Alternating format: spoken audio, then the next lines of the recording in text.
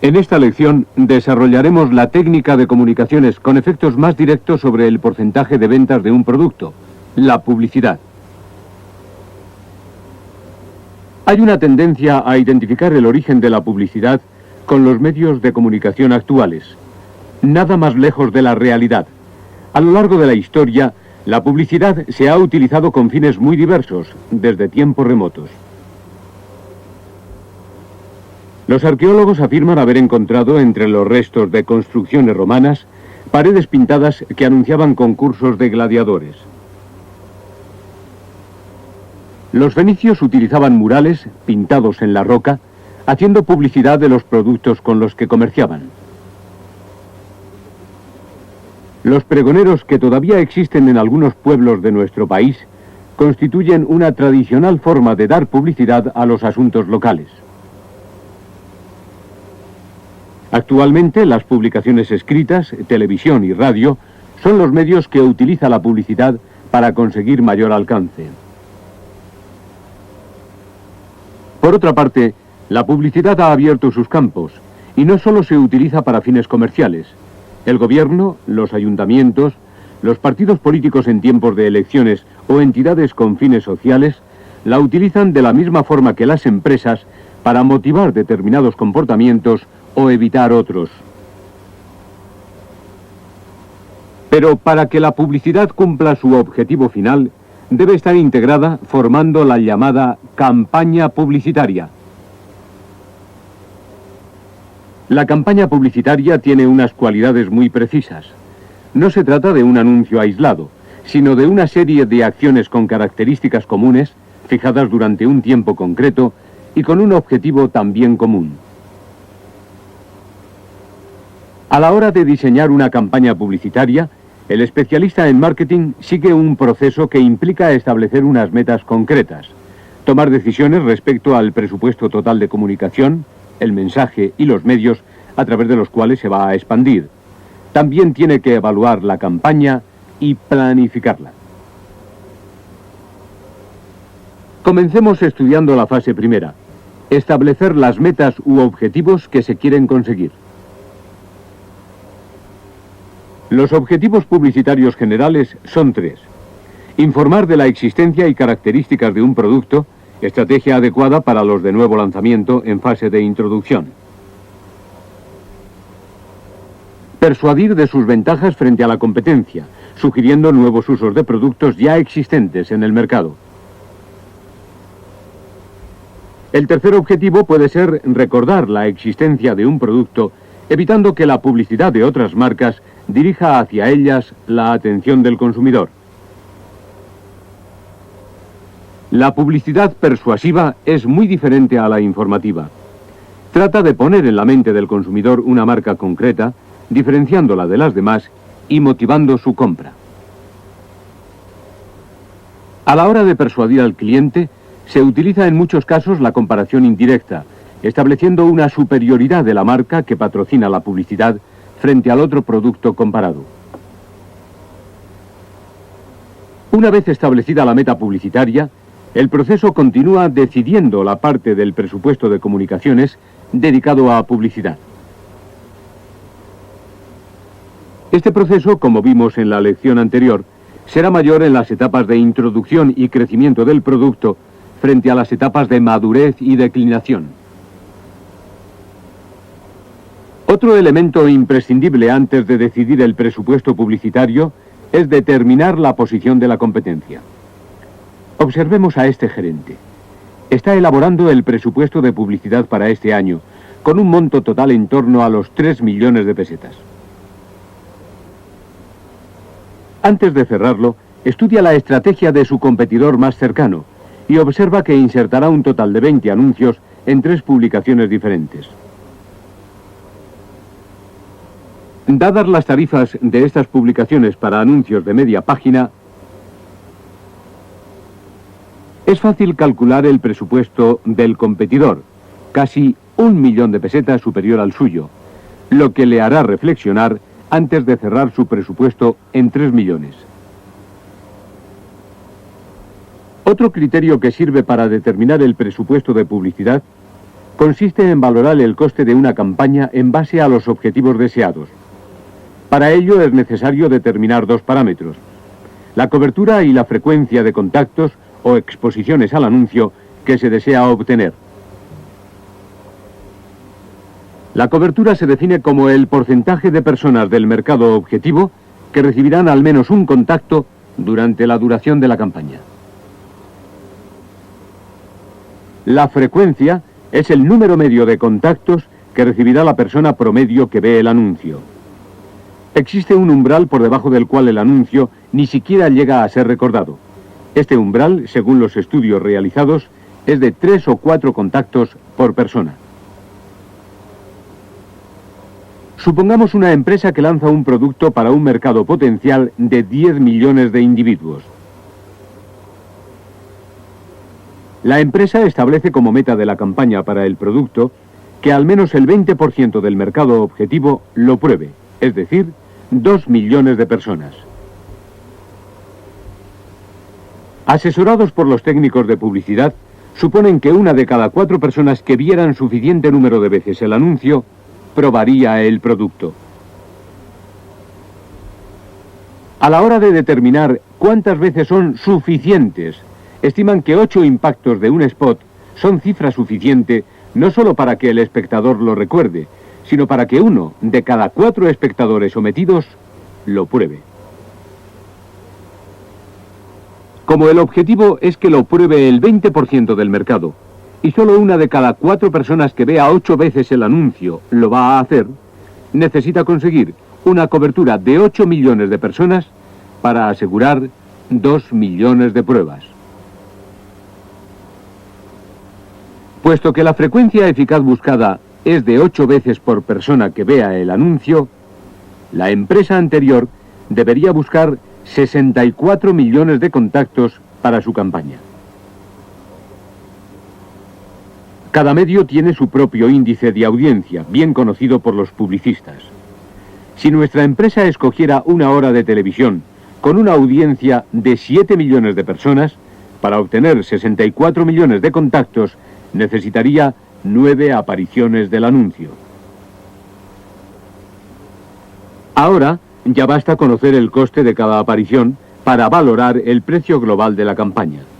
Nuestra empresa debería pagar 12.600.000 pesetas para conseguir sus objetivos. Una vez decidido el presupuesto, hay que pensar en el mensaje. La generación del mensaje generalmente la llevan a cabo los creativos de las empresas de publicidad, bien por deducción de las necesidades del consumidor, de los intermediarios, o como resultado de una reflexión personal.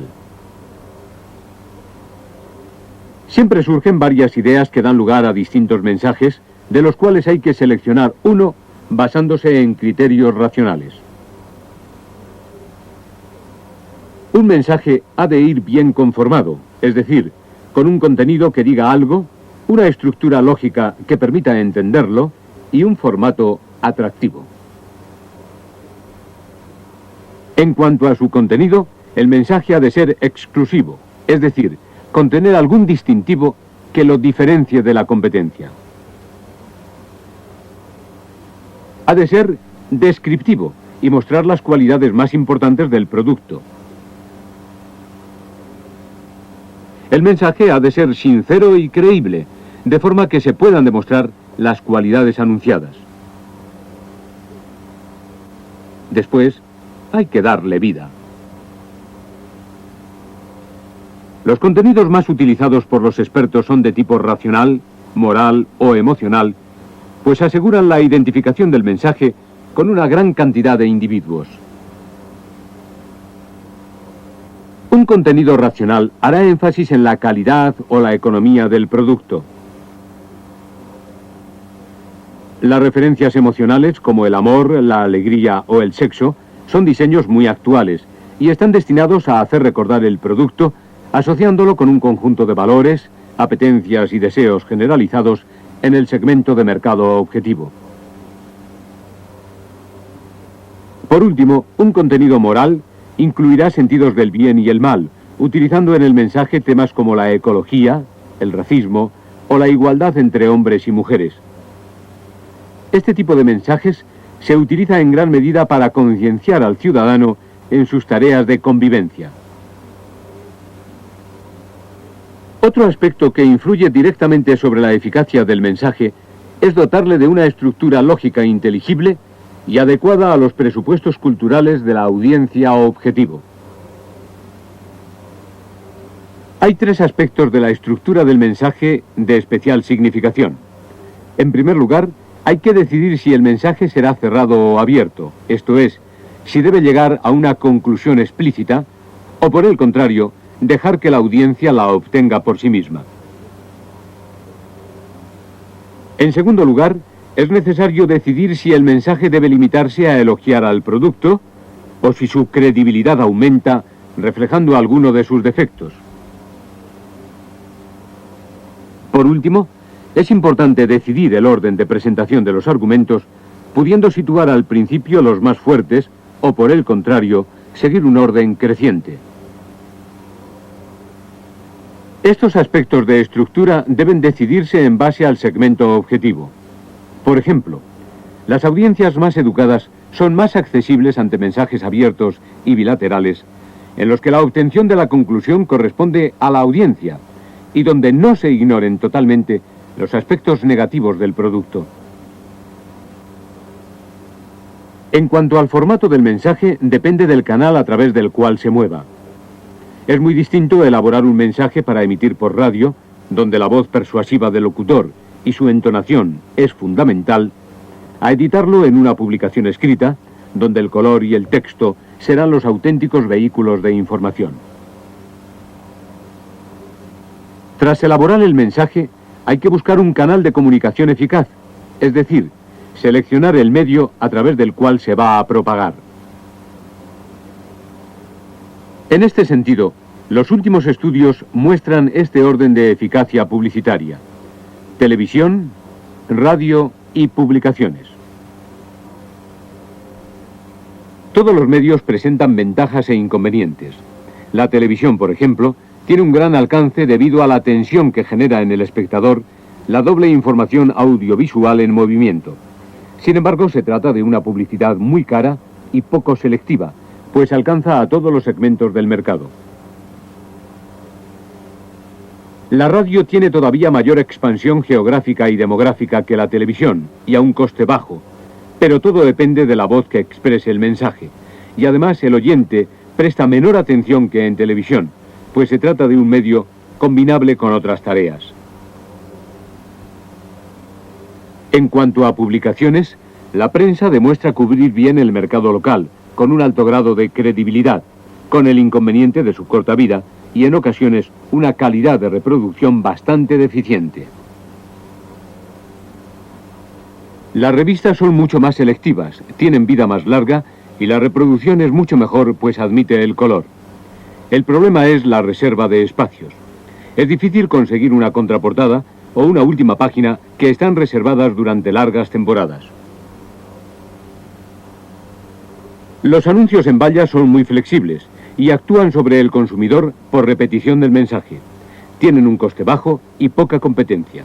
Sin embargo, la creatividad queda limitada a una imagen fija y un mensaje muy corto. Por último, citaremos la publicidad por correo como método muy selectivo, sin competencia y con una carga directa al mercado objetivo. En estos momentos goza de una imagen un tanto anticuada y representa un costo considerable para la empresa. Una vez seleccionado el medio, se entra en la fase de evaluación. Cualquier campaña publicitaria se debería evaluar continuamente, antes, durante y después del lanzamiento, mediante pruebas determinadas antes de ponerla en marcha. Una manera de evaluar el efecto de la publicidad es por medio de las llamadas pruebas de texto, destinadas fundamentalmente a los anuncios individuales. Esta prueba se lleva a cabo antes de que el anuncio se ponga en marcha, con el objeto de mejorarlo tanto como sea posible.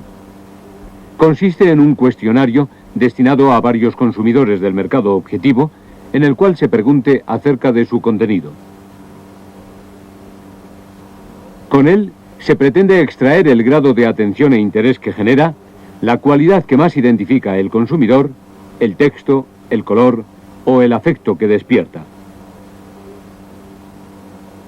Cuando se trata de valorar mensajes ya emitidos, son aconsejables las pruebas de recuerdo. Si el anuncio solo se encuentra en vallas publicitarias, los encuestados serán automovilistas y peatones de las zonas donde se encuentran situadas estas vallas.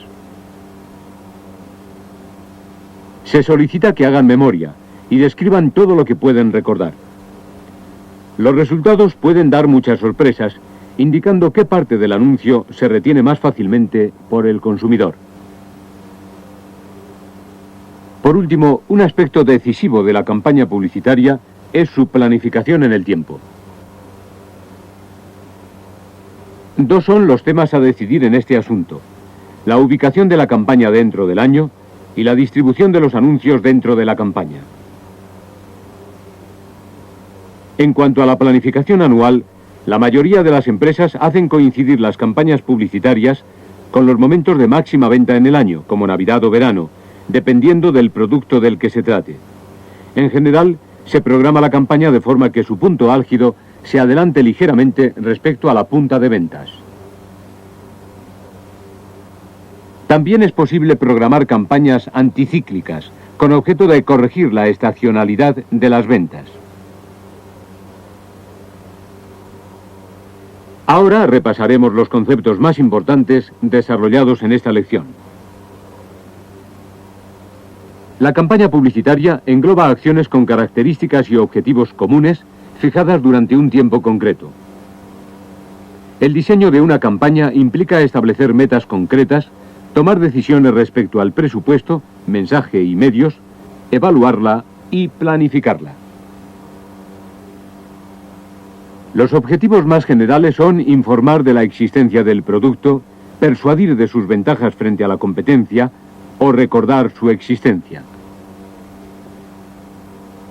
El presupuesto se establecerá teniendo en cuenta bien el de la competencia o los objetivos perseguidos, determinando la cobertura y frecuencia de los anuncios que integren la campaña.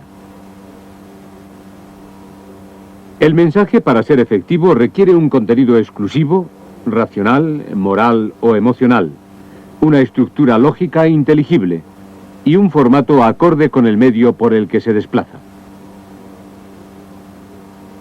La decisión del medio está ligada al factor presupuesto, pues depende del alcance y la frecuencia perseguida.